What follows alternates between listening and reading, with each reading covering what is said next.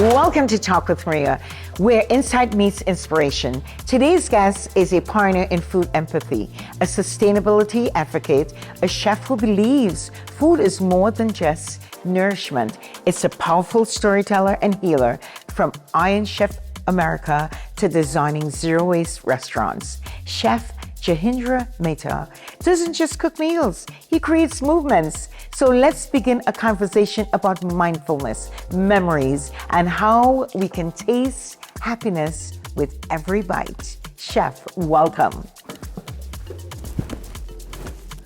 So, I had to hug you before I say thank you. All right? Very welcome. Because remember, when hearts hug, there's a heart on either side. So wonderful. Thank you. Thank you. Yes. So we are talking today about food. What created you in the mindfulness of wanting to become a chef? Think of 3 ways how your day is going. Right. For some people, it is the happiness comes through a different format of music. For some people, it is coffee. Whatever those 3 rhythm methodologies that you have created, weave that into your day. I mean, if you're working in the night, how do you weave food into your midnight? Is that your midday? I remember working lots of night shifts, and then my midnight is my lunchtime. So what you could also do is change that by saying, why don't I try and eat earlier before my shift starts? Right. Like, how do I fill up, even maybe overfill myself a little more? That's going against the belief of what I normally say, always eat. When you think it's okay, you're full, that's when you get up. Don't go for the next one. Right. But what I'm trying to say is, if you feel that that is going to be your source for the whole night, if you ate a little more because you are working yourself out through that. How does food feed compassion? It does, but I just want to stress on one other point. Yes. When you're getting a craving, whatever craving it can be, it could be a piece of bread, or it could be a piece of chocolate, or any of those indulgent type foods, take 5 minutes before you rush and get it. If you can manage getting to 5, you'll manage taking it to 10. Suddenly your body will have the aspect and the strength to withdraw your cravings. It will break the pattern that it's not like when I want it, I have to get it. Tell us about your journey when you decided to become a chef. For me, food is just a medium. It is not the soul, but the soul. You have to think of it as a whole being. Right. I think what you do here, yes, you may have said, my nirvana is to get a studio. But your nirvana is also to bring out the best in other people. And that's why you're bringing in guests. When you just think that all I want to do is be on camera, Right. it's not good. No.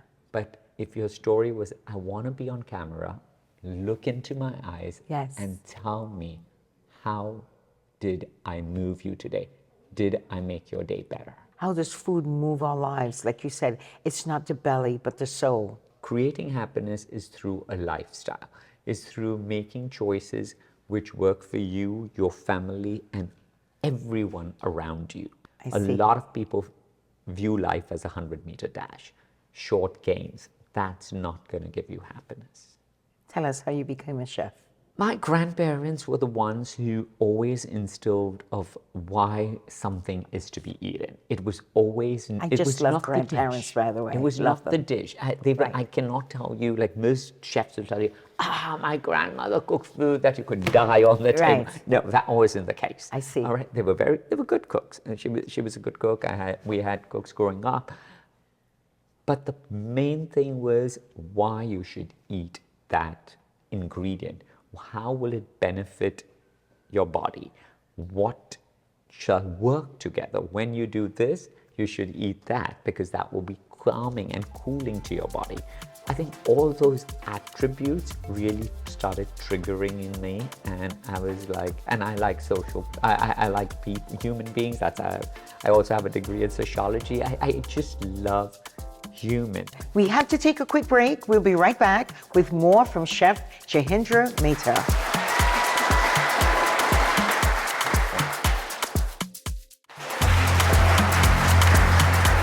Welcome to Talk with Maria. Today's guest is a pioneer in food, empathy, and sustainability. Advocate Chef Jahindra Mehta. Chef, it is just such an honor to have you on air today. There's a lot of moving parts in eating. And I love the fact that you said previously that how you present it from the inset of your grandparents teaching you the values of every ingredient. Let's talk about ingredients. I think ingredients, there are some which I value so much that I have it every day. For me, honey with a little warm water, not very hot water because it'll kill the honey, and turmeric with a dash of pepper, because only when you put a little bit of black pepper to it will you get 100% absorption of the turmeric. Really? Till then you will not get, you get 90, Right. it's not bad, but if you want 100 is 100, better. you better go for it. Yes. And I also add cinnamon. So this is something, it's a ritual. It has to be had. And that's every morning. Every morning since I was a very small kid, my sister and me were given that every day. So that's something I do on a constant basis. You propose a radical idea of measuring a nation's success through gross domestic happiness, not just GDP. Tell us more. I think happiness is way more important than the aspect of just calculating profits in the way of money. I think the happiness you will get, you will resonate that happiness in a different mentality of money.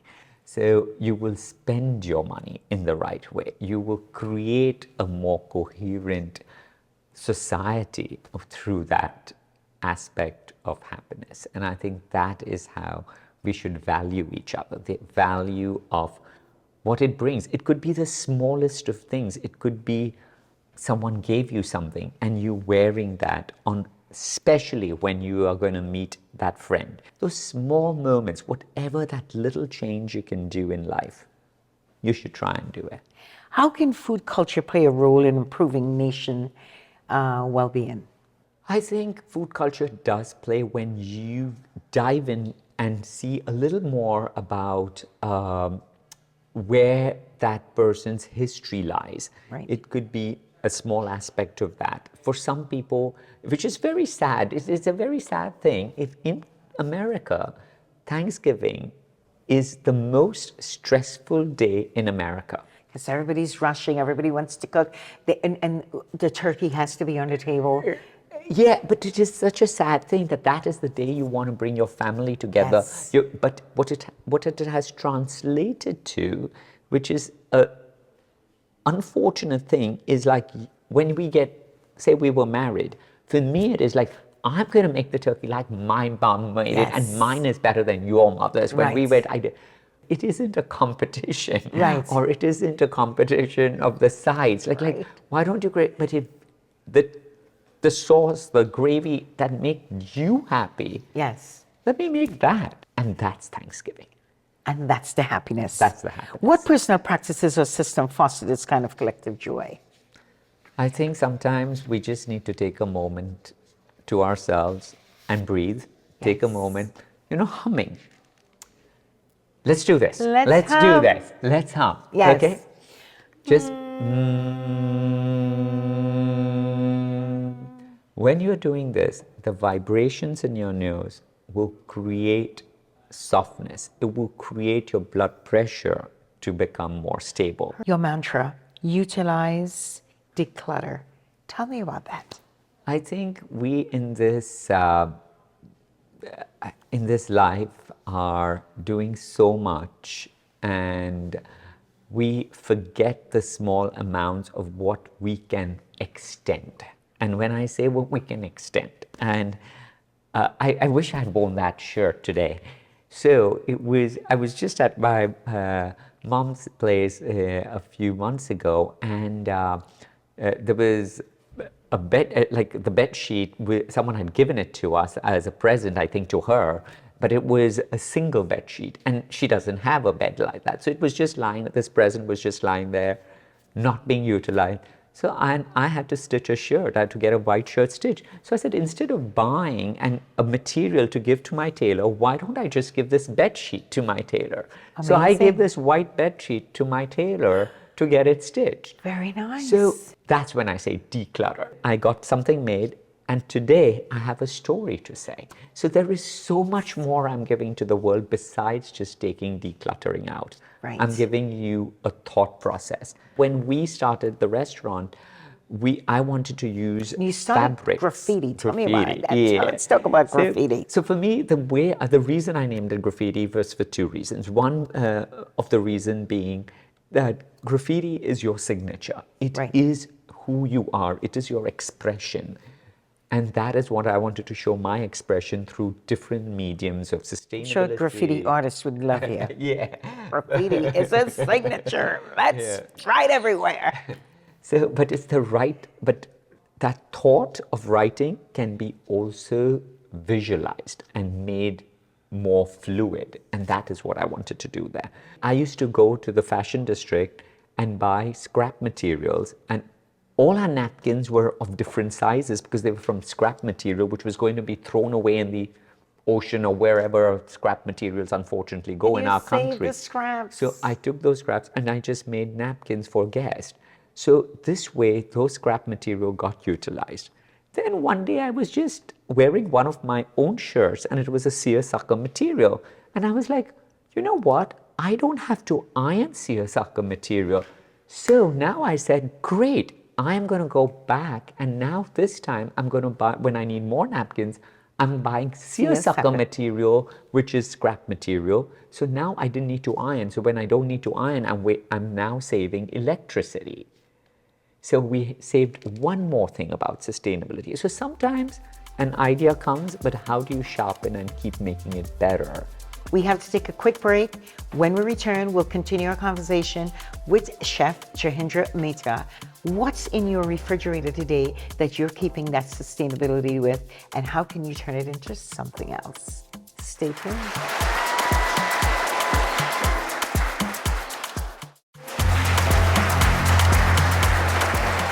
Welcome back to Talk with Maria.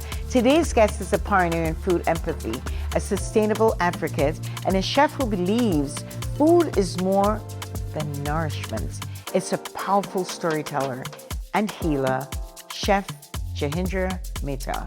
Through your movable salon, Me and You connect food, memory, and gratitude. Can you walk us through the moment that embodies that experience? So what embodies that experience is because I send you a questionnaire, and based on the questionnaire is how I cook for you. Right. So if you tell me that, hey, that this is where I was born, this is where my family is from, Right. these are the books I read, these are the shows I see. So, I mean, if every show of yours is where it's a reality show where there's so much drama, means I know that this is what feeds you. You like a little bit of drama. Yes. So maybe the same way my plate should look very soothing. Like say we have to create drama. Let's say, let's bring it to reality. Maybe I'll give you a bowl of soup, which is so calming. Say it's a coconut soup with just a beautiful looking shrimp. And it looks so serene, and I place it in front. I'm playing classical music. But when you eat it, I change the music to rock and roll. You put in that bite, and it is spicy. It is creating, oh my God. And now my palate is just watering, let me just tell you. What has happened is I created, because you wrote, all the shows I like are reality shows and those people throwing things at you. Right. So I wanted to do the same. So now that soup did the same as that show did for you, what gives you happiness. I feel like I'm eating soup right now. Join me. How do you use food as a tool for remembering, forgiving, and celebrating? Very important. Knowing what to ignore is really the art of knowing. It is the facts. And that is what if we can start doing and see that how we can throw those unnecessary clutter out from our minds. If you tell someone, I don't like you, or I dislike you, or whatever those words are, that is for you to carry, not for me to hold. See, I like that. For you to carry, not for me to hold. Declutter. Can corporations learn to create empathy through creating food experiences? I truly believe, I think we all can do our little parts in different ways. I think right from what you give to a human being in terms of, it could be food, it could be aroma, it could be a very beautiful bathroom, that will make an employee feel that Yes. you cared about the small things. I You know, cared about, caring, so because we are all going to go to the restroom in our yes, 8 hours of shift. right. And you created this beautiful, serene room for me. And it suddenly becomes, it's for me, because that's such a personal space that now the bathroom is what's making you, this person, Do you happy. know why I'm laughing? Yeah. My bathroom in my office, I often call it the office. So when I'm leaving to go to a bathroom, I say to myself, I'm going to the office. And I make sure that it is so well groomed and happy. It's a happy moment. Yes. Yes. Yeah. And see, for instance, one thing which I took from there, okay, Yes. which you had kept. Firstly, I love it that you had grapes.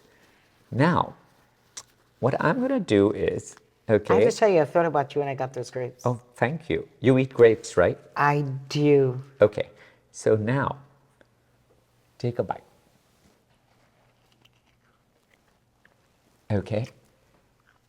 You are going to remember not the grape. You're going to remember that Jahangir gave you a grape on a show.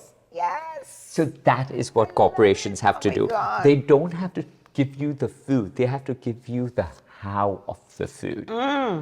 When it was given, the day you said, you may have a coffee bar, but the day you said you were tired and your boss goes and gets you the coffee or gets you the water, that is what they're going to remember. They're Priceless. not going to remember the amazing meal that you just told them, oh, on January 17th, we are going to go for dinner. That will be forgotten. But they will remember on March 1st, when I was tired, my boss ordered me a lunch, a $10 lunch, and gave it to me and said, I was going and I brought it for you because you said you were tired. So I have to tell you, when I was preparing to spread today, I thought about our meeting at LIU, and I said to myself, what would move him? And I looked at everything quickly, and I said, these organic grapes. If he didn't take cheese, and he didn't take crackers, and he didn't want water, but I think the grapes would move him, and they sure as hell did. So we all wanted this conversation. We're aligned, and we're in green today. So, Chef Meta, what's next? How do we cook for a better future? I think we cook for a better future with the aspects of broken. Brokenness is very, very healing. Like finding that carrot, which is in an odd shape. At the restaurant, we only bought broken fish because broken fish was not getting the money that a fisherman could get. So we would buy only broken scallops, broken shrimp, all of that. You can create a dish. You can manage to chop it up. And the guest will think that is the chef's vision of chopping. So it was also the aspect of vulnerability, which I've also touched a lot, because vulnerability is your true strength. Yes. When I first opened the restaurant, when I did this, I did it quietly, where I had informed my wait staff that if they say, why is there, like, we never see a broken scallop, like a sliced up Yes. scallop. Scallop is always this big, Yes. nice, golden, that's the look. Yeah. Why would the chef do that? And I would say, that's the way I like to do it, and Right. this is the chef's vision, and that's what they promoted that, because I said that. And in a few years, I was like, no, I'm going to showcase my true vulnerability and tell them that this was a broken scallop, and that's the reason I have sliced it. And now I'm showcasing that, yes, you're still going to pay that full price like you would pay for a whole scallop that you've seen in the restaurant that you went yesterday, but here I'm doing some good for the earth. So showcasing that vulnerability sometimes takes a little longer for some people. Right. It also, for me, it took me a year to finally say my story in a different light, to say the story when they said, why are the tables and chairs all different? Why is all your crockery and cutlery different? And they were all from friends and family. So mix it with love. Everything you do, anything you put in your mouth, remember, love is the most important ingredient. We have to take a quick break. We'll be right back with more food inspiration from Chef Jahindra Mehta.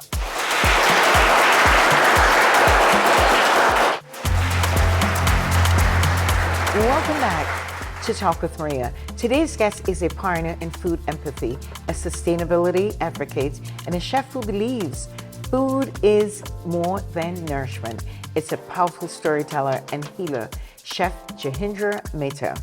Generation Z comes in like a fast ball. What are your thoughts? You know, we have to meet people where they are, not where you want them to be. So if they are there, you move there to draw them in. Don't build an aspect that there is a fence and you are on the other side. You move to the other side and then show them what they are missing. That's the beauty of meeting people. It's very, very important. How are you meeting people in the generation with all of the purpose and all the creativity? I think we should remember people's memories in different formats. When I say is, yes, it is healing to go visit the tomb. It is healing to go put flowers on that grave. But try and find that person through other men, through other people. So if you are missing your grandmother, find that beauty of what it was. Maybe it was the aspect of she always giving you some sort of kindness. Try and find that kindness in this human. That is really putting flowers on her grave. I have to tell you, you have brought such a profound peace. One of the reasons why I'm in healthcare is because I find my great-grandmother in every client that I care for, in every student that comes to us to care for someone else. I hope and pray they would be like me. They would carry out that love. They would carry out that care. And everyone that I care for, that's my purpose. The memory I live of my definitely. sister that I lost is because she was extremely giving. And for me to remember her daily is by doing what I do today with my students. Yes. And I just feel that little generosity that I can create to make that student happy. Okay. That's what my sister did for me. So if I can generate that for another human, and she did that for not just myself, she did it for random humans, and if I can do the same, that gives me the happiness and gives me the strength of grief. What was your sister's name and what would you say to her today? Feroza. What would you tell Feroza? I don't have to tell anything. We just had a connection. She was my soulmate and she'll always stay as my soulmate. You don't need to tell a soulmate anything. Soulmate knows a soulmate. Soulmates know what it is. Peace and love. Thank you. Yes. What's the one mantra we can all start living by today? Forgiveness is the best healer in life. I have to say, in the senior world of giving and eating, what would you say to seniors that are looking at our show today? If you see another senior eating by himself or herself, please go. Even if that person had hurt you 20 years ago, maybe today they might have some more agreeable things to say. Right. Have forgiveness. Have forgiveness and find the beauty of there's always something similar in each one of us. Any more restaurants? If there is, I think it would be, again, we talk about a lot about sustainability in the terms of in the food arena. I want to create something which is also sustainable for human beings who suffer from autism, for human beings who have a waitress or who has one arm. Because yes, I do know if you have one arm, you're going to not manage carrying 3 plates. It will slow down my service, but I am giving you a purpose. You know, in Japan, there's this restaurant that something of mistaken orders, and I don't know if you've heard that. There are old people serving you who have got dementia, so they write down your order completely wrong. So what you get would be something not what you ordered. So that's why they call it a mistake. Amazing. So, but that is the beauty of that restaurant. Yes. That you might have wanted tomato soup, but you got chicken soup. I'm so sorry. My God. Because I Enjoy forgot. it anyway. Yes. Just see joy in different forms. Just meet people where they are. Hold them in your hearts as true human beings. And I think that's it. And forgive. I'm truly honored by the information that you shared with us today. And thank you for coming on our show. And we will leave Yes, again with our definitely. hearts together. Yes, absolutely. Thank you for joining me on the Talk with Maria show today. I hope you found our conversations informative and inspiring. Visit our website, talkwithmaria.com, for resources and information. Share your thoughts on social media, #TalkWithMaria. Until next time, stay healthy. Talk with Maria is made possible by, if you're passionate about helping others, become a certified home health aide with Home Health Aid Training Institute, 516-333-3689, or visit hhati.com. Experience the authentic taste of Italy in the heart of Westbury, Rialto Restaurant. Make your reservation at 516-997-5689. Brooklyn Boulevard Home Care. They care for you in the comfort of your own home. To schedule your care, call 718-683-8303.